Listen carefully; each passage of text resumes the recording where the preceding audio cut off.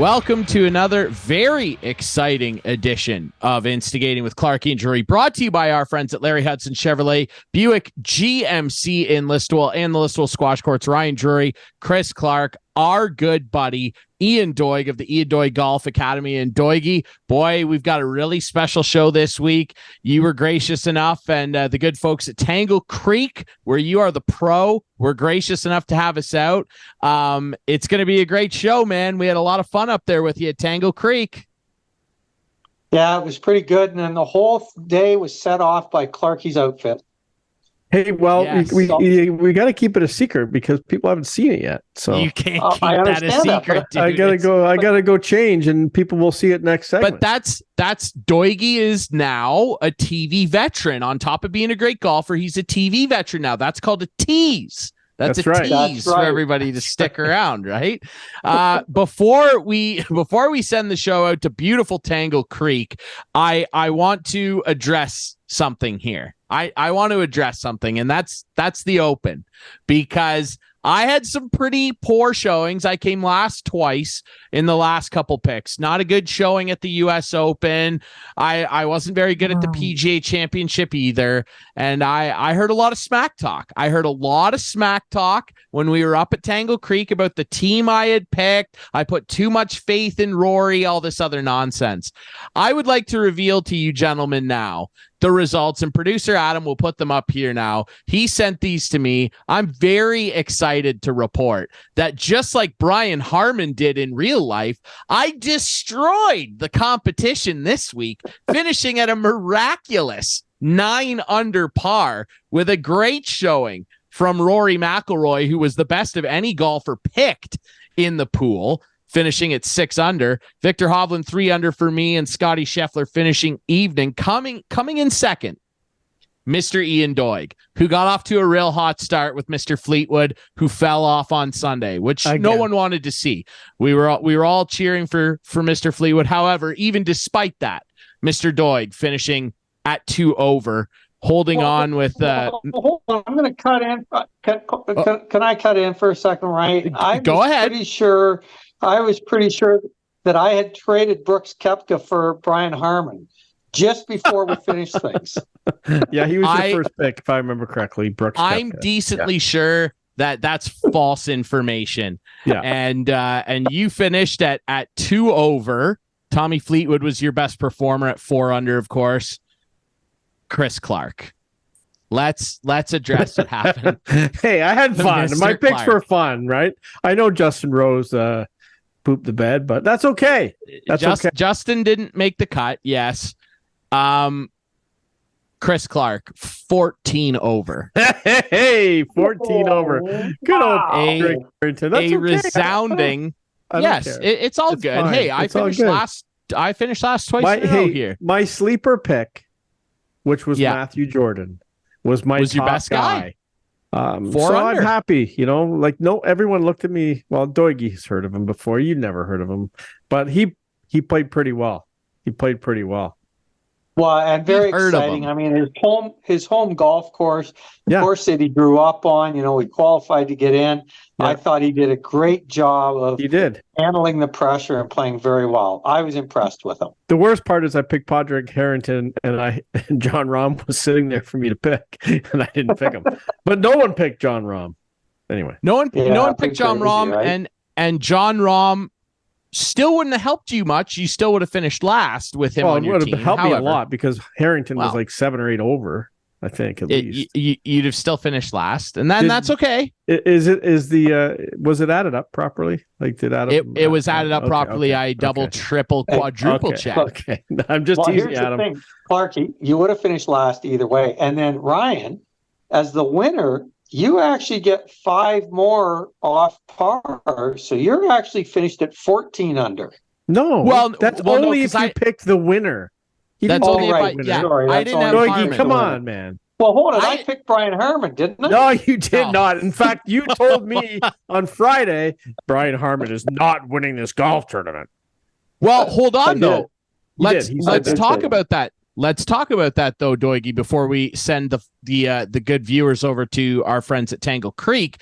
let's talk about what Brian Harman did, because my goodness, it really wasn't much of a tournament, because Brian Harman showed up day one and put the boots to everybody, winning by 6 strokes. It's one of the largest margins of victory in the last 30 years at any Open Championship. He absolutely destroyed Royal Liverpool. What was it that put him on a good start and allowed him to have a great finish where no one else was even on this guy's level last weekend, Doigie? All right. So first of all, he's a gritty player. And what I mean by that is he never gives up. He's a fighter. I mean, he's 5'7" and weighs 150 pounds, and he gets it out there, not as long as those other guys, but he gets it done with heart and gut and hard work. But the bottom line is 49 out of 50 inside 10 feet. 49 out of 50 putts inside 10 feet made. Now, yes, does that count all the 1-foot tap-ins? Absolutely it does. But there was an awful lot of 8, 9, and 10 footers that he made over the course of 4 days that gave him the ability to win by 6.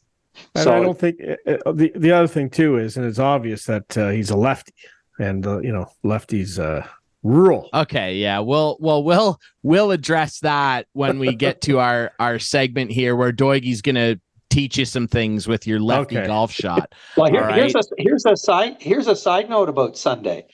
The Barracuda Championship, which was the other event on the PGA Tour, is being held, and that was also won by a lefty. Yes, it was won by a lefty. See, the Doigie, we lost him. Like, this is the problem with, I don't know where he bought his computer, but every time he signs into the show, his computer's not working. So he's got to change to his phone. He has issues. His phone today, and we said to him, Doigie, your phone's not the signal doesn't seem very good today. And there he is. His name's on the screen.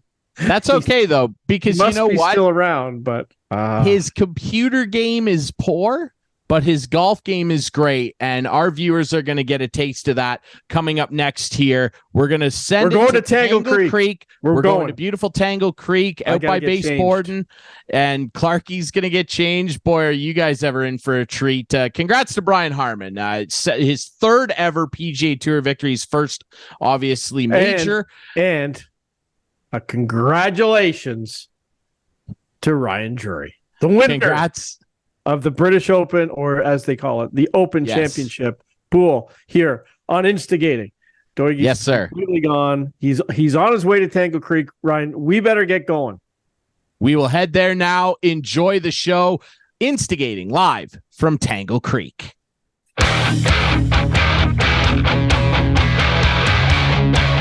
Welcome back to Instigating with Clarkie and Drury. We're very pleased to be hosted here at the beautiful Tangle Creek Golf Course with our buddy Ian Doig, and we're also joined by the ghost of golfers past. It's Chris Clark. Ian Poulter's on the show this week, very specially guest. What's the problem? Listen. What's the problem? There's the Open just wrapped up last week. There's no problem. This is going back, right? This is how they dress, playing golf. Yeah.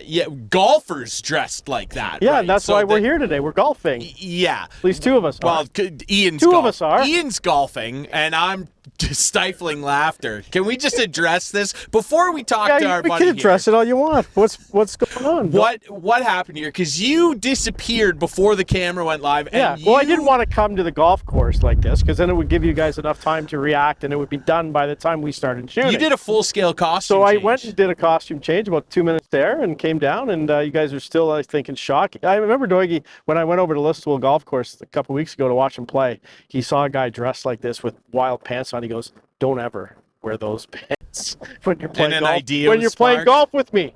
And then Wednesday night, I was online and I saw it, and I'm thinking, the Open's on. I have English roots. You know what? There we go. Ready to go. I kind of like it. He's trying to pull off the Payne Stewart look. I kind of like it. He just can't do it. Only Payne could pull off that. That's look. right. I don't have a NFL cap on, and for sure. And Payne was a friend of mine, and Payne might be a little upset right now. What's the worst outfit you ever saw at a tour event? Like where real golfers showed up? Right there. Hey, I'm happy. He called me a real golfer. I said real golfers. That's good. Yeah. It's good. You know, the only thing about outfits, though, back in the 80s, there was a company called Aureus Clothing that sponsored a lot of players. And there was one week where there was 8 guys on the range, all dressed exactly the same. Same pants, same shirts, everything. It was a mass exodus to the pro shop because guys were going in and buying a shirt so they didn't look like somebody else. Well, you guys should look this company up. It was funny. So. It's called Royal and Awesome. Like Royal and Ancient, right? Unreal. RNA. Okay. So this is Royal and Awesome. And I think it's pretty awesome. That's do they have a money back guarantee? I'm not sure. But I'm going to send them this video. Maybe they'll give me my money back. Well, you know who say don't ever wear our stuff again. You know who won't need their money back is you today and anybody who comes to Doigy for golf tips. And I want to touch on that first, the Ian Doig Golf Academy. You're the pro here at Tangle Creek. It's an unbelievable spot. We're thankful to them for having us out here. Doigy, when someone comes in and you're doing a very first lesson with them, whether they're an amateur golfer, maybe they're pretty good, when someone comes to you for golf advice, what's the very first thing that you want to see from them that you want to work on?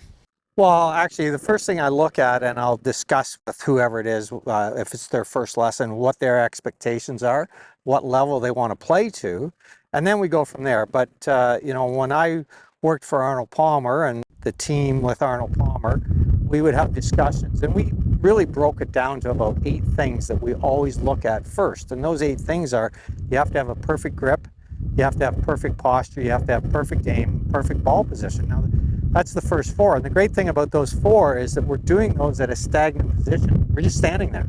So we should be able to get them perfect every time. We swing with a steady head, we accelerate through impact, and swing to a balanced finish position. So that's what we try to do, especially with beginners. That's what I work on first, but it's always the grip. The grip is the most important thing. It's the only thing holding on to the golf club, and the golf club is what is going to hit the golf ball. So. When you said a steady head, one of the most common terms of golf is you lift your head, keep your head down. I've always been told you can't do that. It naturally has to come up at the end. And if you think you got to keep your head down, it's probably even worse, no? Yeah, big time. I mean, the 2 players that come to my mind that did pretty good, Annika Sorenstam on the ladies tour, and she shot 59 one time. She was pretty good. Her head swiveled and turned out, and her eyes were looking at the target when the club made contact. And David Duvall on the PGA Tour, he won a major, and his head did the same thing, and his eyes were looking towards the target at impact. So keeping your head down and stagnant is a bad thing. It actually causes more problems than it helps. Mm-hmm. The issue is this: the lay person that doesn't understand the golf swing, when they see somebody's head move up, okay, so they say you lifted your head, but in reality, what you've done is you've lifted your spine angle out of the position that you started at. So when I'm coaching and teaching somebody, I look at their spine angle and I want them to keep their spine angle still. And if that happens, their head will stay steady and still. I don't care if it moves back and forth a little bit, but it has to be still and steady. What's the one thing, or is there just one thing that everything revolves around? Spine, the hips, the grip. Everything revolves around the grip. If you have a poor grip, the golf club will really struggle to come back to the same position time and time and time again, and that's what we want. So that's why I strive on a perfect grip first of all. That's what you have to have, is a perfect grip. It's too important. So Doigy, you mentioned the first 4 things that come into play that are stagnant, where you should be able to work on those right away, get them perfect to set the shot up. Now someone's taking a backswing. What's the most common mistake you see with people who maybe don't have that dialed in? What's the number one thing that you see in a backswing where you go, that's going to cause you to hook a shot, slice a shot? What are you looking for when someone takes that first backswing? Yeah. So the biggest mistake that I see all the time is the average person, the general player, moves the golf club with their hands too much. And their hands have moved the golf club, and the head of the club will have moved 4 or 5 feet, and their body's still just sitting there. It hasn't moved yet.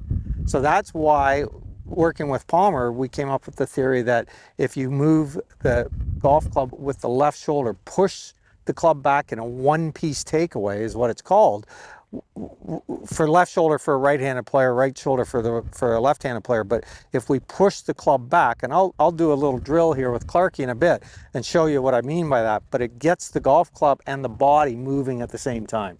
And that's very important because the sequencing of the arms and the body have to be together, right? And if you take the golf club away with the hands too fast, the golf club will fan open or rotate open and have an open club face, and the average player can never ever get that club face squared up on the way down, and therefore when they hit the ball, it's open and they hit big slices. One thing that I never really realized before I started really digging more into golf and being a fan of it is how much footwork is actually involved. And I think that might be something that I see with my friends, certainly, that like to play, is their foot positioning and their footwork is pretty all over the place.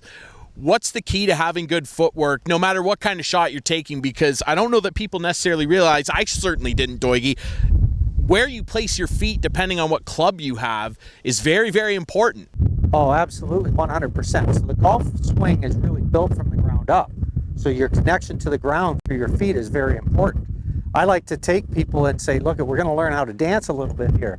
So, when we're getting ready to make a golf swing, I'll say, look at our Clarkie's ready to dance. He's ready to dance. Dressed to dance. I'll get them to put, so on a very short shot, your stance is very close and narrow together. Okay, as the golf clubs get longer, you got to widen your stance because you have to have a bigger base to support the golf club and the length of the swing. Okay, but we have to be able to, most teachers and most people will understand, and they use the terminology of transferring the weight. I don't like that terminology because when I say to you transfer your weight to your right foot, you're just going to move all your weight over to the right foot. And we don't actually do that. We pressure. So I ask them to pressure to the right foot on the backswing. And so if we start with our feet 50-50 in pressure, I want to pressure 75% to the back foot on the backswing, and then on the downswing it works its way back so that at impact about 90% of the pressure is on the left heel for a right-handed player at impact, and that's where we get most of our power from. How do you explain the number one golfer in the world right now, Scotty Scheffler, and his feet work? Because he brings that back foot right up and it looks like he's going to start running. Like, that's unorthodox at the best of times. It works for him, I guess. Right? And it works for him. And this is part of what good coaching, I can't remember who his coach is, but his coach has done a phenomenal job.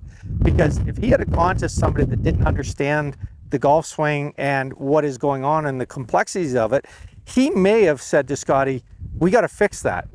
And that would have ruined Scotty Scheffler's golf swing, right? So, yes, but he's not the first one to do it. Greg Norman let that right foot slide and go in all the time too, and he was one of the greatest drivers of the golf ball that ever played the game and won a couple majors. So it's not like it's unusual. It's unorthodox, sure. We talk about keeping our feet, on the ground and connected in that. But if you can get away with it, I mean, Justin Thomas, his feet are all over the place too, up in the air. He's not playing quite as well, though. But he's up on they're everywhere right now. They're everywhere right now. They're up on his toes and stuff. So, the one thing that I do talk about with people and their feet is we want the weight to transfer to the heels, because when the weight of our body is on our heels, we can accelerate the golf club. But when we're up on our toes, we can't accelerate the golf club, and then we lose speed. So are you saying I should try to find my little niche? Well, you already did with your clothing. It's golf fashionista faux pas. Even my shoes match, guys. It's my shoes match. That's debatable. There's red, gray, and white on my shoes. Yeah, you put together quite an ensemble here. Let's see if you can put together your golf game. Here. Before we do that, before we take some shots, I want to ask you about that most tenuous area of the game, and that's putting. You mentioned Scheffler. I mean, tee to green, he's probably the best in the world right now. It's not really close, actually, when you look at his numbers. However, he's having a lot of problems with that putter right now. He's in a battle with that thing. How different is the mentality with that putter in your hand compared to what we just talked about and some of the things you just mentioned? Well, first of all, I feel his pain. I know. I feel his pain. That's why I feel like you're in a unique position to talk about this, my friend. So I've struggled with my putting over the last little while, and I've put a lot of hours in. I've put over 50 hours in the putting green over there. in the last few weeks working on it. It's coming around. I putted nicely on Wednesday at Hamilton Golf Club. So, like, how do you go about fixing something like that? It's feel, right? Well, a lot of it's feel, but you also have to have some good fundamentals. Now, that said, putting is so individualistic. I've said this and I say it in my clinics all the time. If you're going to learn how to stand on your head, hold it with your feet, and you one putt every green, go ahead and do it. Mm-hmm. Sure. Right? Go ahead and do it. So really, it's individual. Do what works for you, but there are fundamentals that we should look to, and those, I teach those. We want to try and get our eyes over the ball. We want to get the club in our hands correctly, and things like that. Ball position, things like that. You paying attention over? Right? No, I am. But I just wanted to bring up when I was watching you in Listowel, your playing partner that day, kind of thought you were reading the greens not properly. Well, have you done anything to change that in the last month? No, we actually talked about it afterwards, and it wasn't really the sense of me reading them incorrectly. Yeah. It was I wasn't starting on the ball on the line that I had chosen. Oh, okay. So you have a marker line on your ball. Yes, and I line it up there, but at impact, my hands were reacting in a manner where I was either opening or closing the face. So the ball never ever was starting on the line I had picked. So it was either right of it or left of it, mostly left of it, because I was closing the club face down because my hands weren't working correctly. Well, we've worked on that. I've changed the positioning of the grip in my hands a little bit, and I'm getting a better feel to it. So the player that I just played with, David Miller, who was the longtime head golf professional at Hamilton Golf and Country Club, and I played on the tour with him years and years and years ago. He saw my hands the other day and gave me a little bit of adjustment. I putted quite nicely. Nice. I had 28 putts on Wednesday and shot 70, so that was pretty good. Okay, good. Yeah. Well, let's hit some shots. We're going to see if we can't help adjust Ian Poulter, Chris Clark's game here on the range. There's got to be an older golfer you could refer to. Well, Ian Poulter. He's the current holder of the bad pants. Someone with the name King or something. Yeah, fair enough. Let's hit the range next here on Instigating.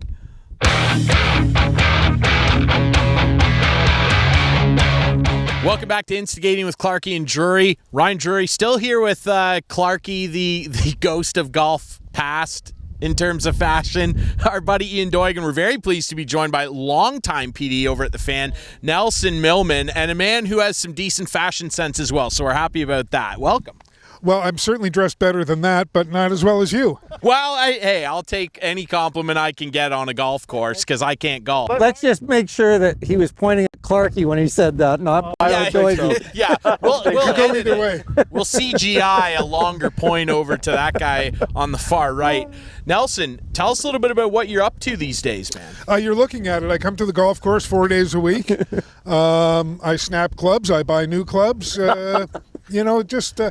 Not a whole heck of a lot. I walk my dog a lot. It's been nice being retired for the past 7 or 8 years and kind of watching where the media industry is going. And I know you guys are doing a great job and have been pretty successful doing this. So that's kudos to you. Not so much to Doigie, who I've known a long time, and Clarkie 50-50. But I think you're doing heck of a job, Ryan.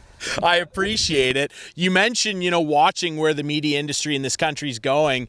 It kind of feels like it's going in many aimless directions right now. Like, you have so much experience in the industry. What's your impression of where it's at right now? Because it feels kind of like a car driving with no headlights on at night. Well, I think, 10 years ago, we all thought we knew where the industry was going to go. And, sure. And I think everybody was wrong. And those that said they knew where it was going were lying. Well, I think everybody thought that that online would be way more lucrative than it has turned out to be, and I just think that comes back to the scattergun approach to it. Great content still comes from great personalities. And you've been around a long time. Ian has, Ian's been in the business as well. I just met you. I have no idea how good you are. He's good. I would have hired him. Okay, we'll see. You've got the recommendation. So it still comes back to great content will attract an audience, and it doesn't matter what the platform is. And I do think right now there's so much out there. How do you sort through it all? How do you pick and choose? and how do you continue to get exposed to whatever, where that talent is?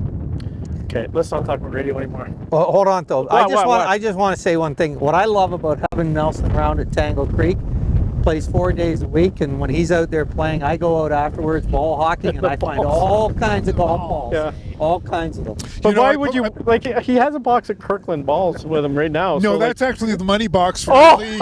Okay. I'm like, you're hitting Kirkland balls? League play. I can't hit balls that good. I'm still using Spaldings that I bought at Collegiate Sports. Good. Gosh. Okay, I want to take us back. You might know where we're going with this.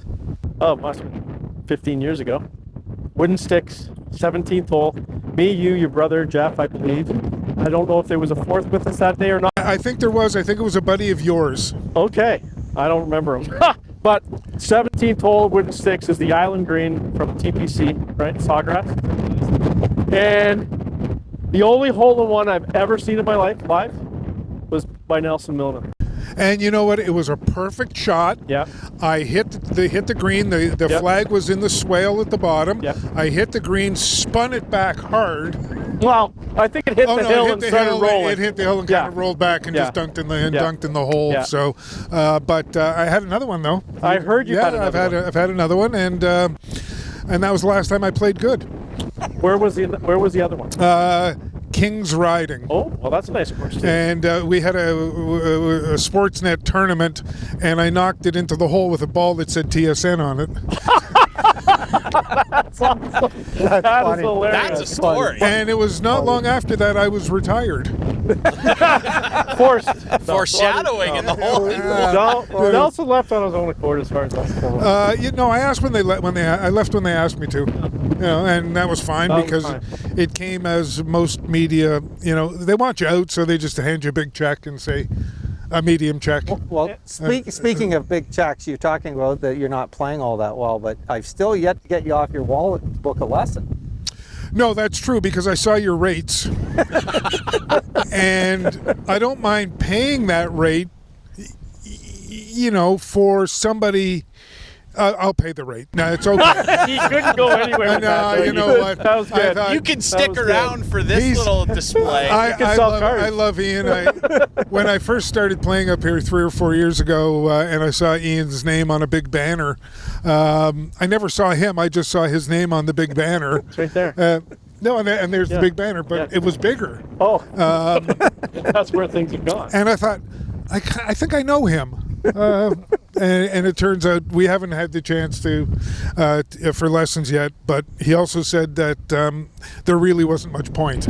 Well, Gino Retta and I met him. Gino Retta and I met you at Streets of Glen, I think. No, Hunter's Glen. Hunter's Glen. That's how I met you. Hunter's Glen. Yeah. Remember that place? That place? That's all houses. That's where I met my wife. Yeah. At Hunter's Glen. Really? Yeah. There you go. Sorry. And where was the wedding? Wasn't at Hunter's Glen? No, the wedding was at Glen Eagle. Glen Eagle. Yeah. Further up the road. One other golf story. I think you got to correct me if I'm wrong, but you will. Did you get hit by a golf ball at Angus Glen? I did. Wow. It was a Covenant House tournament. My sister-in-law was the fundraiser for Covenant House, and they did a tournament every year at Angus Glen, and she asked me to MC it. So we're on the 18th hole, and down at the bottom of the hill, if you know Angus Glen, so you hit way before the pond, right down to the valley, and I'm standing at the bottom waiting to hit our second shot in, and got nailed in the face with a golf ball. I go down hard, and now I've got to MC this event with a concussion. Oh, no. Well, the scary thing is nobody really, they didn't notice. There's no difference. No. Just the same guy. So, took it right in the face and made my nose way bigger than it is now. You ever get hit? Get hit? I got hit on Wednesday by myself. That nailed me. That's right. The rebound off the tree. So I bounced one off a tree on Wednesday, and it came pretty close to where it shouldn't. A not fun spot. Where it shouldn't have. And that explains why I haven't come out for lessons. Wow. Right there. Well, but I will tell you, in 1981 at the Sammy Davis Greater Hartford Open in Hartford, Connecticut, on Wednesday morning, Andy and David Edwards and Mark Hayes and I were standing out in the middle of the 18th fairway. It was a blind tee shot. and Blaine McAllister had given us a practice round. He had given us plenty of time to get out of the way, but the four of us morons were standing out there chatting, and Blaine teed off, and Mark Hayes said to me afterwards, he said, Ian, all we heard was this popping noise, you hitting the ground and a ball rolling off to the side. Blaine McAllister had teed off and hit me right in the back of the head in the fly. And when he walked out over the top of the hill, all he saw was me laying on the ground and paramedics over top of me, and he was sure he had killed me. Oh, yeah, but I was okay, and that everything. That's what I'm worried about every time Clarkie puts on goalie pads. So. I'm protected. Where I live now, I'm on a golf course at the Nottawasaga, and occasionally we'll get a ball that comes over, and the only thing I make sure I do is, when the ball lands, I go and lay down. Yeah, exactly. Because I'm retired and I have nothing else to do. Yeah, exactly. And you got to put the fear in. Before we let you go, Nelson, I want to ask you, obviously being a PD at the Fan, covering Toronto sports so closely, what's your impression of the Toronto sports scene right now? Obviously, the Jays are trying to decide how serious of a contender they are. The Raptors are kind of in flux, and the Leafs are in a bit of a state of, sorry over there, Clarkie, dare I say stagnation. What's your impression of where the major sports teams in the city are at right now? Well, I don't think much has changed over the last 5 to 10 years. We've had some championship teams. The Raptors were the last ones to, really to do anything. Every year we say, the Leafs will be better this year. Every year we say the Leafs will be better next year. The Jays have some potential if the pitching holds. They need, they probably need a couple of little tweaks, but they're right there in it. So, we'll kind of see what happens. The Raptors, I'm not sure. They're in more of a state of flux right now. New coach, a whole change in the teams. Argos are 4-0, 5-0. The Argos are rolling. Yeah, and someday I'll watch the game. Nice. Mike Hogan says hello, by the way. Yeah. Howdy. Absolutely. We got to get Hoagie back on. So, you know what? I think the fans in Toronto are so loyal to the team, and, everybody gets hangry about performance. But next year they're up and ready, and you're back there. So. Absolutely. It'll be interesting. Leafs still have quite a bit of work to do. This is the year, Ryan. In the offseason. It's always the year, Nelson. Brother. Yeah, you shine that tattoo up, my friend. Yeah, that was maybe one of the dumbest things I've ever seen right there. Well, I got a few of them, so mind you, I have a Stanley Cup championship one right here. What the hell's the matter with you guys? I don't know. You don't have a tattoo? We've all got one. We got bad attitudes. I have one, but it's on my back. Oh, there you go. No. We won't show that on television. Nelson, it was a pleasure to have you on. Ryan, thank you very much. I appreciate it, my friend. I haven't seen Clark. No, I'm not done. I haven't seen Clarkie for, I don't know. It's been a long time, and it's good to see you, pal. Thanks for dressing up for the show. Yeah, thanks for letting me borrow your pants. No problem. And Ian, I'll see you over there at the Golf Academy. Probably. Well, we're going to be at the Golf Academy definitely right after this.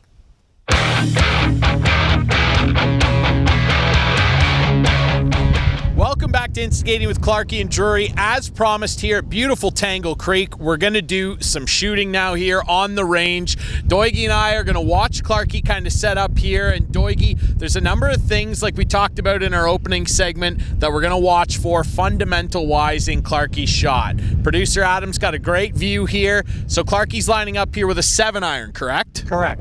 So you want me just to take a shot? Yeah, start off. Actually. That'd be the point. Yeah. Well, but I didn't know if he was going to give me a lesson first. No, we hit a couple. So what I'm looking at, first of all, I want to look at his grip. His grip is very good right now. We've worked on that in the past. I'm checking his ball position. I'm checking his shoulder alignment. And now I'm going to watch it take it away and see what happens in the takeaway, and then we'll go from there. So Clarkie hit one. Okay. He hit it okay. The one thing that I saw in that swing, and this is something that Clarkie tends to do, he has two things that he does. He takes the club away with his hands I noticed his hands move, yeah. Yeah, his hands really move the golf club fast. Now, there's guys on the PGA Tour that do that, but that's not something that Clarkie, he doesn't play enough or practice enough, so we want to actually take that out of the swing a little bit. What does that do to his swing? Well, first of all, it speeds up his hands and his arms, and then the sequencing of the golf swing changes. And what also happens is the club face will fan open. And when that club face fans open, he's not strong enough or fast enough to close the club face back down and square it up at impact. So sometimes he'll leave the ball out to the left. Okay? Okay. So I want to fix that. So this actually gives us a really good opportunity. There's a drill that I showed Clarkie a long time ago using 2 balls. Okay. And there's a really neat story behind this. Back in the mid-'80s, I was playing and practicing out of Bay Hill, owned by Arnold Palmer. And I was really struggling one day. And all of a sudden, I was aware of a presence in front of me. And the presence, I looked up, and there stood Mr. Arnold Palmer. And Mr. Palmer looked at me, and I said, "Hey, Mr. Palmer, how are you?" And he says, "Well, I'm doing a lot better than you, Ian." And I said, "Yeah, I'm really struggling right now." And he goes, "Yeah, because I've been sitting up there in my office for the last 2 hours watching you. I had to finally come out and say something." So he showed you this drill. So he showed me this drill. He put 2 balls down like that. He said, put the club in between, push the one back ball back, then go ahead and hit the ball in front and finish your golf swing. So I started doing that, and I look at the way he's hitting it all of a sudden as soon as he did this drill. And so what's the drill do? Is it an eye thing? It helps get the takeaway being a one-piece takeaway instead of his hands. He'll turn the club back more with his shoulders and his arms. Okay, so he's going to push the club back more with his right shoulder and his right arm now. And I did that drill every day for 2 hours for about a week before I went back out on the road to play. And my next 4 tournaments, I finished first, second, first. It's amazing the difference it's made, because it really does force you to focus on that backswing and keeping yourself a little more stiff with your wrist through the delivery of the ball. That's the point of it? Yeah, so I'll walk over and I'll just kind of show you what he's doing here, essentially. Oh, he didn't. That one will get cut out. That's it. Oh, so right, yeah. Set up that's the excuse. Set up to the ball. We don't need 2 balls, just one. So that drill, basically, in essence, what it's doing is I'm trying to get Chris to move his right shoulder back first. So he takes the golf club and pushes it back with his right arm and his right shoulder, so the golf club moves back in one piece. See where he's solid right here. But when he doesn't do it correctly, the club moves very quickly with his hands, and the golf club fans over and gets out of position. So that's the drill that we're working on. So I want him to push it back with his shoulder, and then the golf club will travel better. The other way of showing this is let the club drop, Clarkie, but get into your golf position. Just drop it. Okay? So if I stand here and I ask Clarkie to reach back with his left hand and shake my left hand, no, with your left hand. That's what I've been doing wrong all this time. Reach back with your left hand. No, yeah, see, just your left hand. Oh. Okay? So, we've got a lot of work to do. So he's actually learned so well that he's doing it correctly. He won't do it the way he used to. Right. So see how his body hasn't moved? Okay? But now I ask him to reach back and shake my hand with his right hand, and look what his body just did. His whole body followed suit. It rotates. It rotated, right? So if we start the backswing with our front arm, the body will rotate at the same time. And a lot of times, Ian, and Ryan, I will do a little, you know how everyone has a setup routine, right? And I've been trying to get into a routine that every time I hit the golf ball, I do the same thing. So I'll sit here and I'll go shake a hand. Yeah. And I'll just do that once and then address it. So now one other thing that I want to show you, and we can use one of the other good swings that he's put on it. Clarkie has a very big issue with his leg action in the golf swing. And his legs collapse. So if you watch him, I'll make my golf swing without a golf club right now, and see how my legs turn, and then they turn and they get out of the way. Well, Clarkie, he makes his golf swing and his legs do this halfway through the swing. So he's got no stability to the upper body. So I brought a little something today that we're going to put on Clarkie to make him keep his knees and his legs working a little bit better. So to accent that out. So it matches. So I have some TheraBand here, and we're going to put it over his feet. Stick your foot through there. Stick your other foot through there. Okay, now take your stance and get your feet nice and wide. And now you got to keep that pushed out there like that while you hit this shot. Watch how his legs move in a better manner now. Wow. That was pretty straight. I felt like I was doing this. It felt weird because it's different, right? Right. But they work better. So you got to keep pressure going that way and that way with your knees.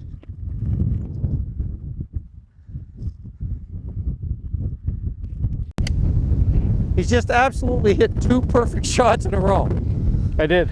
So maybe you should go out on the course with that thing on and just walk around. Is that illegal? Hold the hole. Can I use that? No, you can't. No, okay, but you use it to practice with. Yeah, that's right? that's but the key, right? Isn't that a great way to get you to get the feeling of what I want his knees to do now? Hey, the difference is incredible. Adam, look down here for a sec. I'm doing this right? What? I'm putting the ball behind my divots on the range. Yeah, so that's something, if Adam shoots the camera down here, and this is kind of my teaching area, but you'll see strips taken out. And that's the way to practice when you're on the range, because the grass will grow back faster when we reseed it and that. This patch over here, I'm not sure who came down onto my range the other day and did this, but this is a mess, and that'll take a month and a half to repair itself. Okay, let me hit one more with this thing on.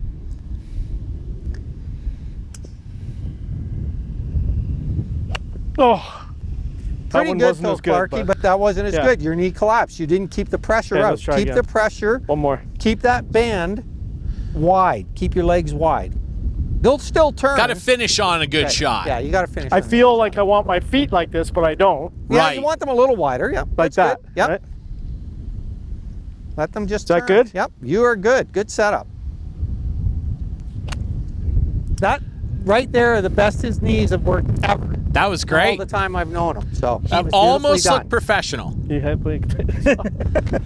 He almost looked professional. Almost. Let's get the big stick out. Let's get a driver out. Oh, already we're going to the driver. 100%. That's what everybody came to see. We want to see Ian stripe a couple here. Drive for show, putt for dough. You want to watch Clarky hit a couple first? 100%. I'll grab my driver. All right. I want to watch the amateur, and then I want to watch the professional. So, that's what we're here for. Beautiful Tangle Creek. Again, we're really appreciative of them having us out here. Ian Doig Golf Academy. Look it up online. You want lessons? This is the place to come. And we're going to show you why in a minute. If you haven't already got the picture, Clarky's going to learn how to drive a ball properly. I got to learn how to put a ball on a tee first. Clarky does have an issue a lot of times where he'll tee the ball too low. Yeah. And when he tees the ball down that low, what that does is in his golf swing, he has to go down to get the ball, and the ball will come off with more spin, side spin and upspin, and the ball will kind of balloon up and go left. Because I've always wondered about that, having literally no experience playing, like how to properly tee the ball. So what I do, and I want to hear Ian's opinion, I always try to get it, my club is on the ground, halfway up the ball. Yeah, okay. See, I still think that's too low. Too low, okay. So I would tee that even higher, but he has these pink tees that don't go in the ground very far. But yeah, a little bit higher, and that will help promote him swinging up on the ball through impact. Okay, so what am I aiming for? The white flag? Yeah. Okay, white flag. Not in this wind today. Nobody's hitting it very far anyway. It's a pretty except strong wind. You. So. All right, Clarky, have at it. Okay, white flag. I feel I'm aiming a little right of it, but let's see what happens. Oh, good swing, Clark. Pretty good. So I don't know if you noticed my knees. Yeah. Just before I did that. Yeah, no, very good. Pushed them out. That was a pretty good drive. That was a good drive too. Yeah, high and dead straight. Really well done and solid. I think Clark should probably quit on that one. Yeah, I think maybe. Yeah, you should retire. You think? I think I'm done. All right, we got to finish on a high for Clarky. Would you like me to hit an iron or a driver? What do we do? I want you to hit whatever you see fit, my friend. It's your thing. I'd love to see a couple drives though, because that's what everybody wants. They want the power. Well, okay, hold on then. If we're gonna go ahead and do this, I better hit one with Clarky's drive. He thinks he can hit it left-handed. You're gonna shoot the opposite way. I'm gonna hit one with his. I'm gonna hit one with Clarky's driver, and I think I can outdrive. Wow. What do you figure he just drove that last one that he hit really well, Doigie? Not far enough. Not far enough? Oh, edit that one. Adam, did you get that? It went about 50 yards. Edit that out. I got to get a better tee. Oh, he's blaming the tee. Yeah. Well, look at how high that one was. Well, he's basically doing a trick shot. This is how you know we're with a real pro here. We're doing trick shots. Oh my God. Yeah, but like it's nowhere near the fairway. I wasn't very good. No. Thank you for admitting Distance-wise, though, that was pretty fun to watch. I mean, he hit a trick shot. What do you want? Well, Adam, you're going to have to switch positions now. But that is a trick shot, but you've had to hit left hand. You've had to do that. Oh, yeah, absolutely. I've hit left. Never with a driver because you're on the tee. No. But, sure. But I've hit it left-handed in tournaments and stuff like that. To get out of a rough spot. spot. Get out of a tough spot, club, yeah. I'll turn over my right-handed club and hit it upside down. Okay. Yeah. So we've seen those. We've seen those. This is where everybody's going to get excited here. Okay. After he hits this, I have a question for him. All right. So what I'm doing here is I've got my perfect grip, perfect setup, perfect ball position, perfect aim, and I'm going to take one-piece takeaway. And what I mean by that is my body will turn back in the same sequence and the club will stay here. I won't snatch the club back in this manner. That's what gets everybody into trouble. Okay, so it's a one-piece takeaway. And then the big thing I key on is a steady head, accelerate through impact, and swing to my finished position.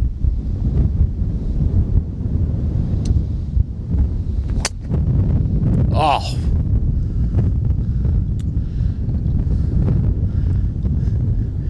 Am I allowed to quit after one? Because I did. Hammered that. That was a beautiful shot. Okay. Into the wind, too, ladies and gentlemen. Here's a question I have. And you're speaking of wind, and we just watched the British Open last week. Scottish Open? Oh, no, British Open, right. The Open. Yeah. It gets in my head. Like, especially when I have an iron in my hand, it gets in my head. The wind. Like, the wind. So right now, I would say it's at least 2 club, maybe 3 club. Oh, it's closer to 3 clubs. Yeah, sure. Yeah. But it just gets in my head. Like I see my target 150 yards away, and I got to use a 6 iron. I usually hit an 8 iron. But it just mentally, like, how do I get over that? Okay, so I'm going to grab a club here. So we shot the yardages out here earlier. Okay. So how far are we aiming right now? Right now, so I have a 7 iron in my hand right now. My 7 iron would normally hit about 165 yards. And same with mine. Okay, so the yellow flag here today is at 122, but we're dead into the wind. Yeah. So I'm going to take my 7 iron, I'm going to choke up a little bit, I'm going to move a little closer to the ball, and I'm going to swing much easier at it and control the flight. And I can hit this 125 yards. Do you have like a rule of thumb for the wind and the severity of it? It's tough. To club up or down? Is there like a rule of thumb you personally have? No, for me it's all about feel. Okay. The feel comes from hitting millions of practice balls. Sure. That's where the feel comes from. Yeah. So I'll just feel this shot. So I would get in this, and I'm going to hit it at the yellow flag there. So I now have 7 iron. I'm going to choke up. I'm going to get in a little bit closer. And my golf swing's going to be a little shorter and not as long.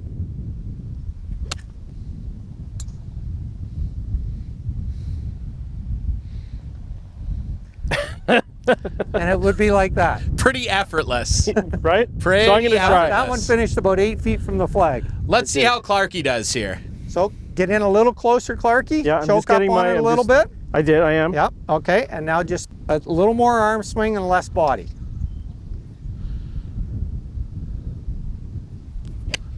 Nicely done. You hit it too far, but nicely done. The strike was good. Okay. Now it's just a matter of learning how hard you can swing at it to make it go the distance you want. And I've been trying that as we've been playing golf. And that's where the millions of golf balls comes into play here. Right? Yeah, no, for sure. Like, I don't play enough. You know, I don't know I if want to go out and be able to shoot in the 80s. Well, I will say this, I'm actually impressed with your form overall.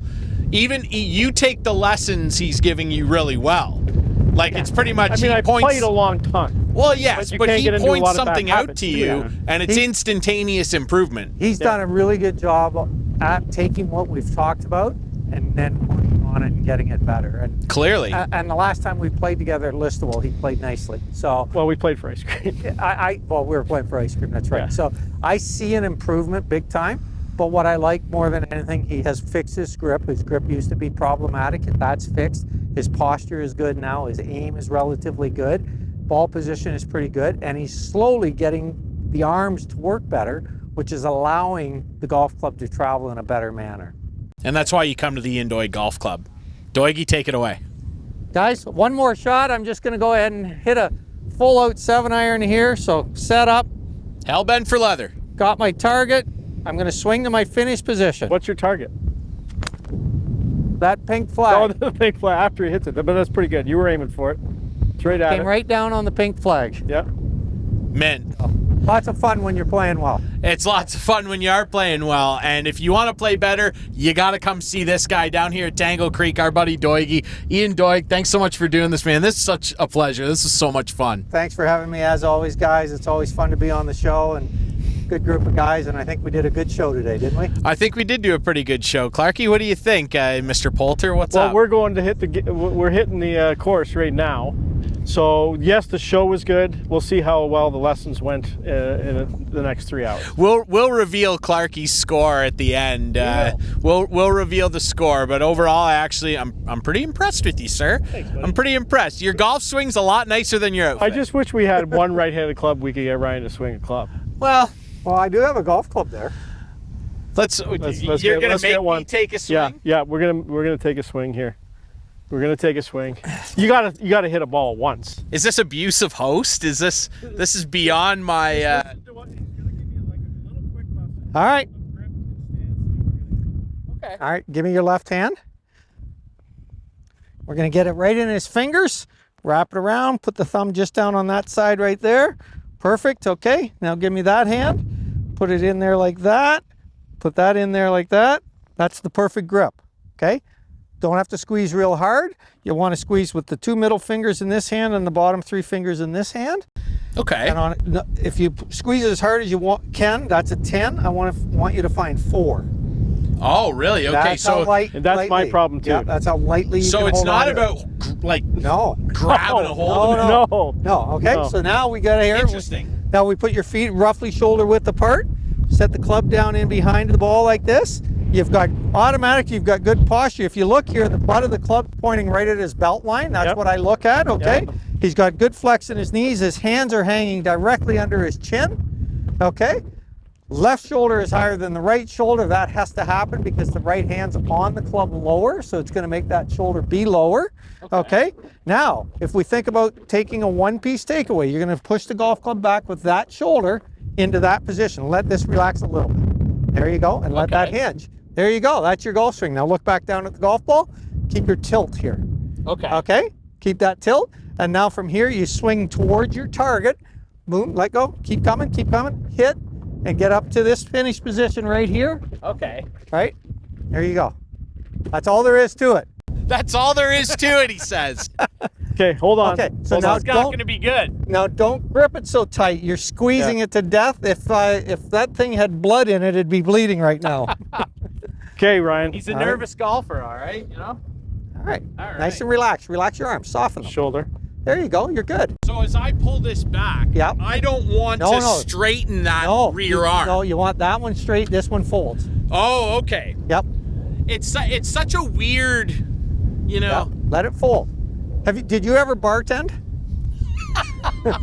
He served himself a few. Because if you bartend, you would take that up and hold a tray of drinks up in the sky. Right, okay. There you go, right there. Tray of drinks. Could you hold a tray of drinks with that hand right now? Definitely, okay. Yeah, there you go. Hold a tray of drinks.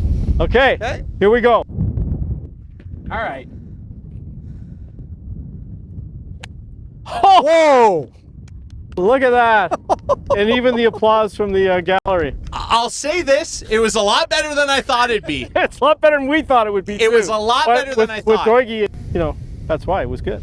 Well, exactly. I mean, yeah, your pointers, because that's the thing, like, for someone who's never really golfed, when you pull it back, you're thinking like, okay, I'm thinking, keep my hand steady. And so I'm flexing my rear arm thinking, got to keep that straight. But it's actually such an odd feel. Get it here and up here. Right. Carry a tray of drinks. Interesting. Yep. See, these are the tips that you got to get when you come to see Doigie here, because even somebody who doesn't golf can hit a golf ball decently far. What was that, 80 yards? About 80 yards. The thing that got me, though, was high, and it had a draw action on it. Yeah, he did. It curved. So inside quadrant. The golf ball was hit on the inside quadrant with a square club face, which was beautiful. It was nicely done. I feel pretty good about myself, and that means it's a good time to end the show. You can watch this show Friday nights at 8, Sunday nights at 9 with our friends on Whiteman TV. That's channel 6 for our Whiteman subscribers. Remember, you can watch the show Friday nights at 9, debuting on on our YouTube channel. You can follow the show at Instigating Pod on social media, thanks to our great sponsors, Larry Hudson, Chevrolet Buick GMC, the Listowel Squash Courts, and today, our great friends here at Tangle Creek and Ian Doig of the Ian Doig Golf Academy. We'll see you next week for more Instigating. I think I'll go to dinner with these on.